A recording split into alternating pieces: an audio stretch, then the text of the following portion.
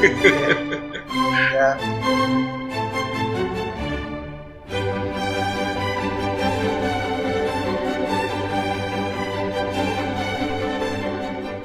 Alvin Rasco, the acting SAR po for operations.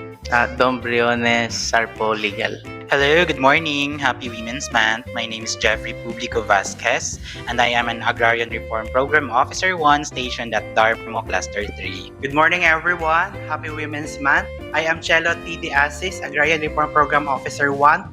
I am assigned at Dar Municipal Office Cluster 1. Ako gali si John Mark Bautista. Ako M&E, support staff, it's Project Split. Ako si Ernesto Anino, Estong ako kung tawgon, OIC Provincial Agrarian Reform Program Officer 2. Question: sino sa iyong mga babaeng katrabaho ang maituturing mong superhero sa opisina at bakit? Para ka kundo as of to date, maging superhero na kon sa opisina is dalawa.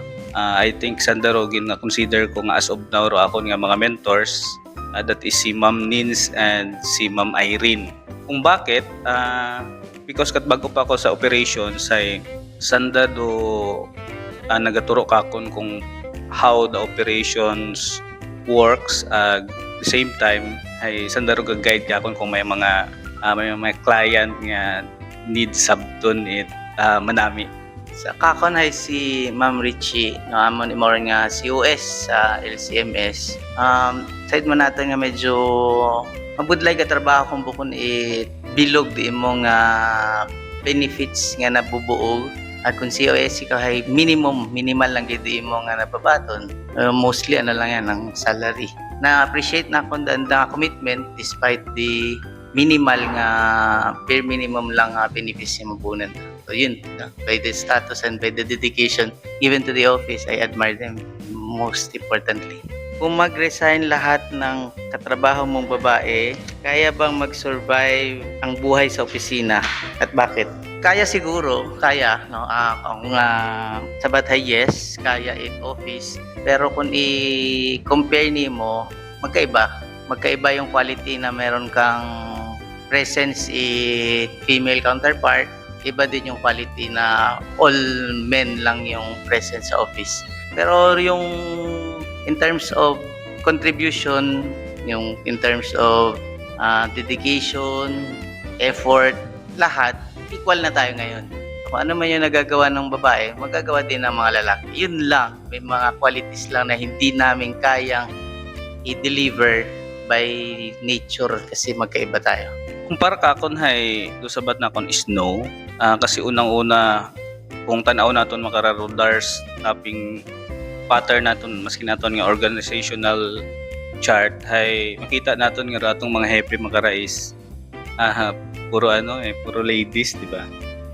So para ka kon hay as of now sa composition it Dar Aklan hay mas mabahuro contribution it mga babae compare sa mga lalaki. So para ka kon hay sino ang pinakamagastos galante?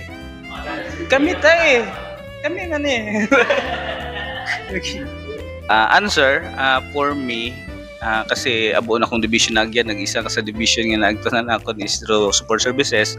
For me hay ro pinakagalante is si Ma'am Leonor. Si Ma'am Leonor hay maskin anong klaseng pagkaon sa bukid or halin sa anda is ginadaganan sa opisina, gina-share kita nana.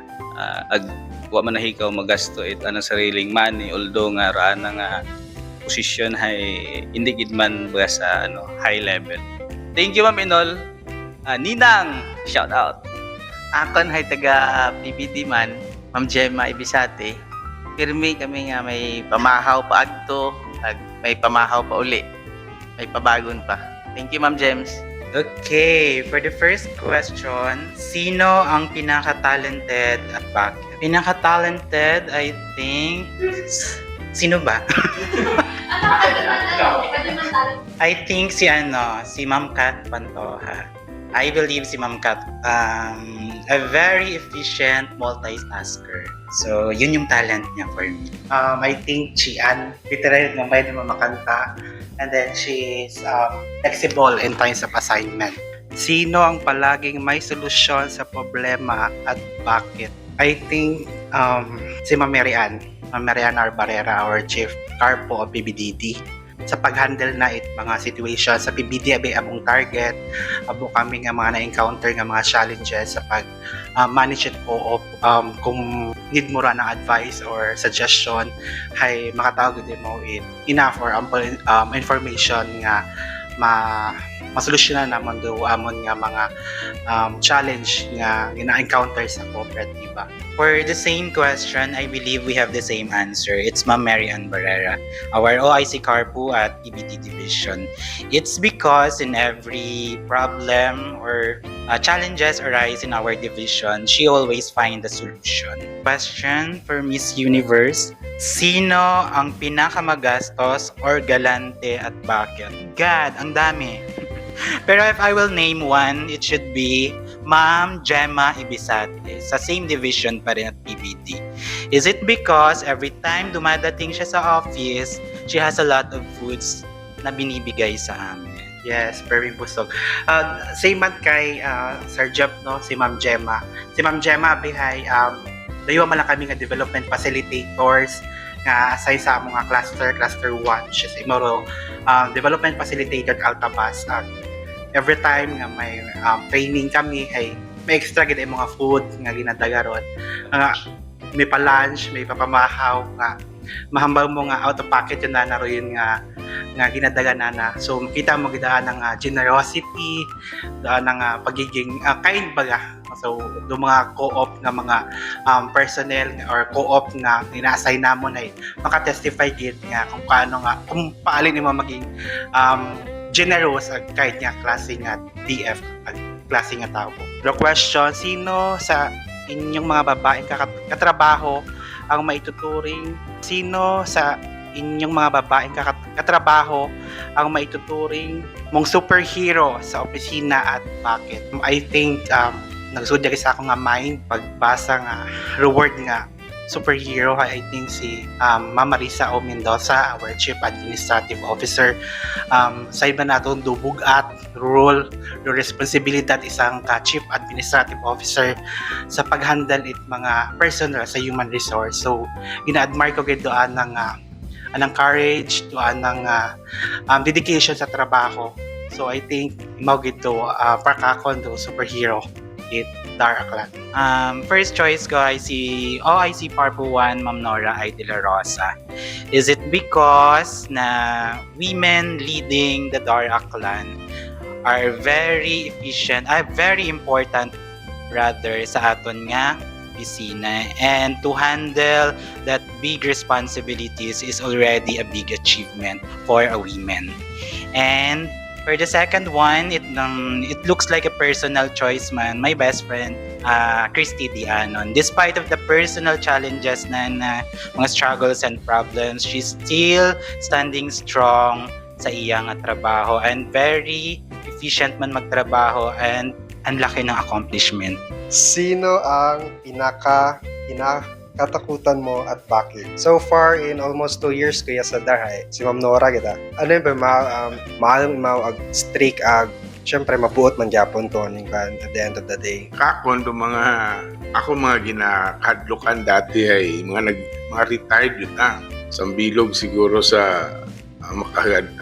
Si Ma'am Grace nga to makagadlok na to kung niyang anyway ay mabinuligon na to pero makagadlok kung niyang magsabton ka na niyang hindi ka man kasabat mga pangutana.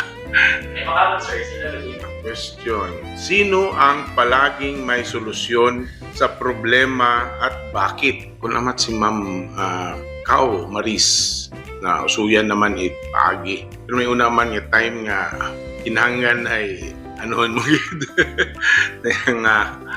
suggest man nimo pero most of the time ay basta itaw mo ka na sulbaron na Kakon matahay. Almost ang tatanan man ay may sabat man sa tanan nga problema, pero yung pinaka-idol kita na akong sa tanan ay si Ma'am Ninya kita. Nga grabe tayo knowledgeable kumbaga sa aning sa DAR. Kung may problema man ay may solusyon yagi. Next question and last question. Yes or no? Kung magre-resign lahat ng katrabaho ng babae, kaya nyo bang masurvive ang buhay sa opisina? Bakit? For me, no. Kasi, being create the tao atong Diyos nga may kakyag bayi. So, therefore, dapat ay magkapit kamay in all times, lalo na sa trabaho at lalo na sa DAR. So, importante, do kada isa nga para ma-fulfill at ma-accomplish natin ang mga targets natin at mga kailangan natin ubrahon iya sa atong opisina. Para matakakon ay gapati ako na nobody is indispensable. Pero kung tanan Dubai mag-resign, of course, masurvive man pero mabudlay. Abo siguro nga mga extra effort nga ubrahon ag mga adjustments para mapatigayon na binimo nga makatabok ka sa imong gustong tabukon nga sitwasyon. So anyway, doon mabudlay kung aro mga bayi kung mag-resign siya. One word to describe women, strong. Hindi matungkad. They are courageous. They are a fighter. Well-educated. Okay. Equal. Okay, for all the women out there who took up the space in leadership, congratulations and be strong. Always put God in every way that you do and maintain those powers. That's all, and God bless. To all women's out there, thank you for all your contributions, your dedication sa trabaho. You're such an inspiration to us. Put God as the center of your life and everything else will follow. Happy Women's Month! Happy Women's Month! Happy Women's Month!